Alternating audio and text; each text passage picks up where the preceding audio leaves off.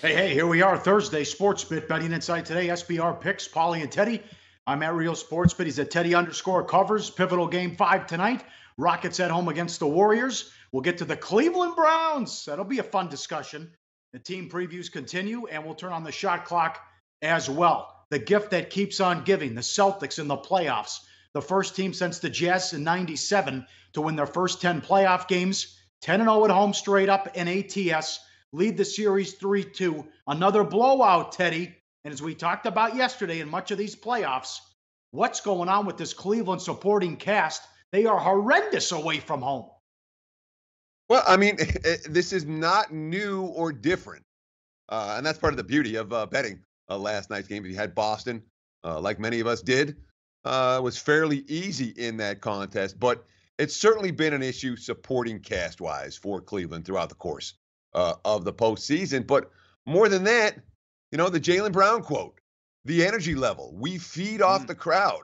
The crowd is like the best six man in the league. When we're out there, we can definitely feel the energy the Garden is giving us. And we use it to do what we've got to do.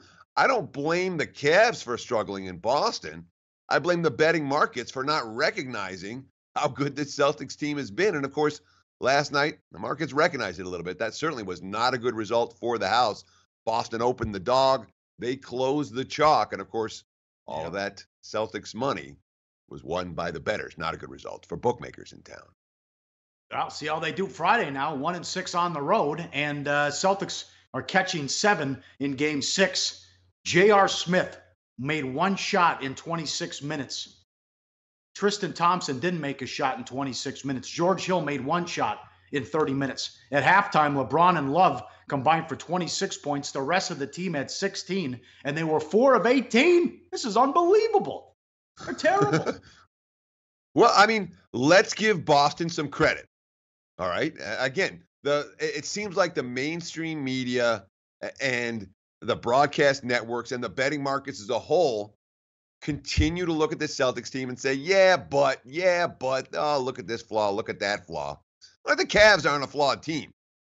Yes, Boston lost 2 key pieces to injury, one of which was a star point guard. I'm not worried about Hayward so much, but the Irving injury obviously is huge. But when you look at the Celtics post-Irving, they've been just fine. The markets have been very reluctant to accept that Boston is as good or better than Cleveland, hence the point spread for every home game for the Celtics in this series, and hence the +7 the Celtics are getting in Cleveland for game 6, although, this has been a home series so far with the home team covering each of the first 5 games.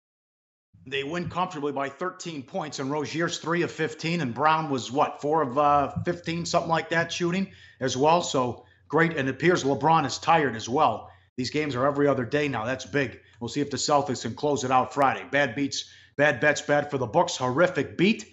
Blue Jays plus $1.15. How about under 8.5? 3-1 Toronto in the top of the 9th. They lose 5-4. It goes over. Yeah, I almost brought the moose out for this one. You don't want to overuse the moose. But, you're sitting there, you're like under 8.5, and it's 3-1 in the 9th. You're supposed to cash those bets. And when you don't cash those bets, it gets pretty freaking frustrating. My condolences to Blue Jays bettors from yesterday, in particular, my condolences to under bettors. Right side loser, bullpen meltdown. Those are the really frustrating ones. When you have them over, then you're going to have them over the course of the MLB season. When they happen, find your Zen spot. Take a breath, come back and look fresh the next day.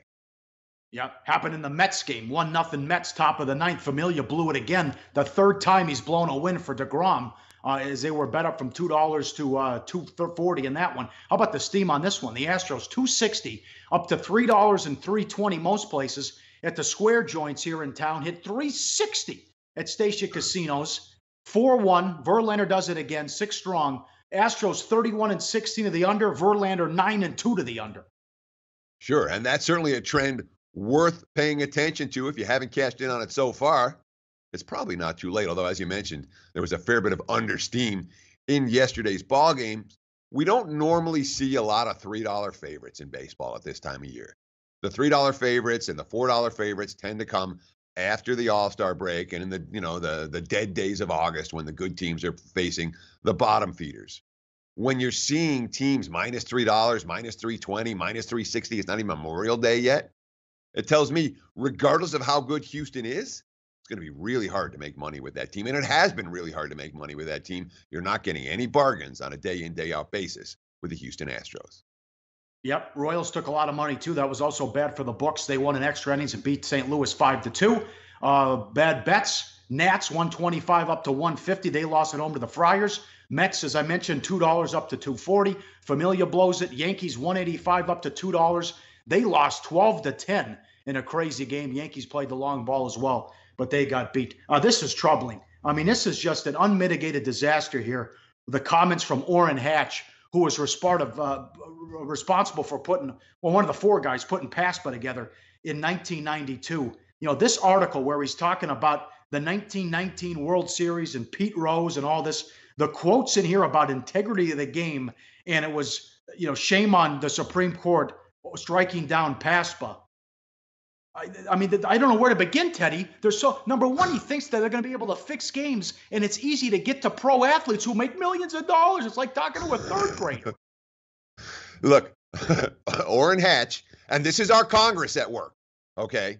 I want to read this quote from his statement. This is an op-ed piece he wrote for Sports Illustrated, yes, where Orrin Hatch, the guy who wrote PASPA, is now trying to be the point man for the next federal legislation. Quote, when Congress passed PASPA more than 2 decades ago, it marked a historic bipartisan achievement. More than any bill written in the last several decades, this law dramatically curtailed illegal gambling activities, keeping at bay the social ills associated with sports betting in particular. The indisputable success of PASPA makes the Supreme Court decision to invalidate this law all the more devastating. Sometimes I feel like I'm living in different worlds from the politicians. They don't see what we see. But to call PASPA a historic bipartisan achievement, to say that law dramatically curtailed illegal gambling activities and kept at bay the social ills associated with sports betting, and to say it was an indisputable success, Orrin Hatch is living in fantasy land. And this guy is now in charge of writing the new legislation. Be careful what you wish for. Yep. That comment about it dramatically curtailed illegal gambling activities. Oh my God. I don't know what's worse than the fact that he's worried about game fixing. They just think you can show up and bet $500,000 on a game or a prop bet. It's crazy. Never mind, middle relievers are signing 3-year, $20 million contracts. And he brings up 1919 and all this other business. This guy's his time's going to be up though soon, anyways. But this is doesn't matter. The next guy that comes, next guy that comes after. But the guy's in Utah. But the guy's in Utah. We've been doing things here for 50 years, no problem. He doesn't understand that this will bring it out of the darkness and the shadows into the light. This is actually helping you and will prevent these type of scandals. But you're talking to morons. Sure. Quote, Orrin Hatch. To this end, I am working on legislation, oh dear, that will establish clear-cut minimum standards for sports betting. Standards that protect consumers, deter illegal bookmaking, and empower states that opt against the legalization of sports gambling. The ultimate aim of my legislation is to uphold transparency, honesty, and principle in the athletic arena. I'm telling you, we have legal regulated sports betting here in Nevada. This potential federal dealio, sponsored by Orrin Hatch, pardon my language, it could fuck us all. Be careful.